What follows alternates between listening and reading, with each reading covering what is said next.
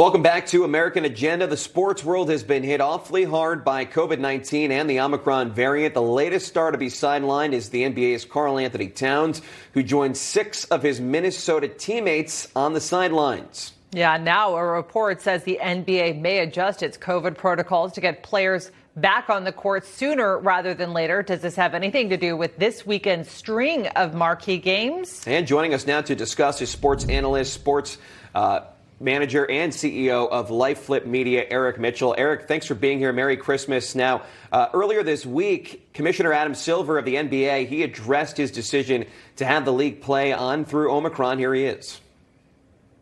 We've, of course, looked at all the options, but frankly, we're having trouble coming up with what the logic would be behind pausing right now as we look through these cases. We're literally ripping through the country right now, putting aside the rest of the world. I think we're finding ourselves where we sort of knew we were going to get to for the past several months, and that is that this virus will not be eradicated, and we're going to have to learn to live with it.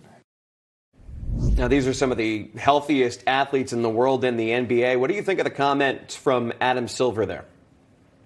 I think he's on the money. I think the NFL has led the way the last few weeks, saying the virus is here to stay and we need to figure out how to live with it. This is something I think we've all been saying, but, you know, the COVID Keebler elf, Dr. Fauci, keeps saying different things. And now these players who are asymptomatic, and by the way, the NFL, while we're on that topic, the NFL's chief medical officer said yesterday in an interview on the NFL Network that asymptomatic players aren't the ones giving each other COVID.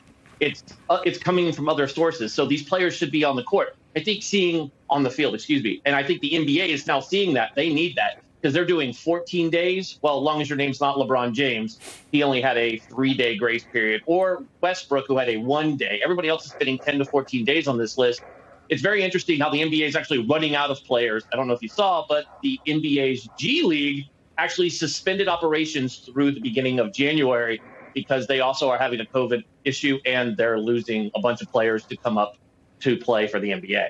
You know, Eric, I can't tell you how happy I am to see you because I've been begging for a sports analyst all week on this story because I have my own personal concerns about my Kansas City Chiefs, 11 players contracting COVID, including Travis Kelce and Tyreek Hill.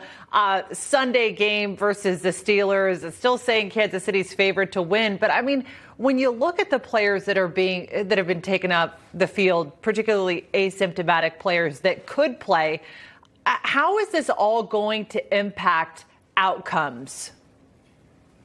Well, that's a great question, and I've been screaming this from the mountaintop, and I think Baker Mayfield has been screaming it louder than I have. You're asymptomatic, you're sitting at home. The symptoms, in every mainstream network has now admitted, the symptoms are that of a common cold. And as a Marine veteran, I can tell you, if I had a cold, it wasn't keeping me from doing my duties. These are NFL football players that we have histories of watching playing through flu. And in fact, in the NBA, there's a Michael Jordan game called the flu game. And now all of a sudden, these folks who are asymptomatic aren't allowed to play. How's it going to affect the outcome? You're right. The playoffs are on the line. Your Chiefs, that you're just mentioning, they're trying to clinch their division, which they could probably do. They've been on an amazing win streak.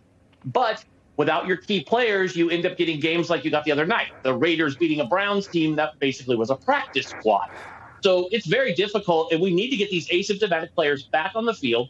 COVID's going to be here for a while. We all need to learn how to live with it instead of running around, closing everything down, and putting our head in the ground. We want to watch sports. We're going to go watch sports. These players are going to play through what looks like the flu symptoms. They're all asymptomatic anyways. They're sitting at home playing Xbox.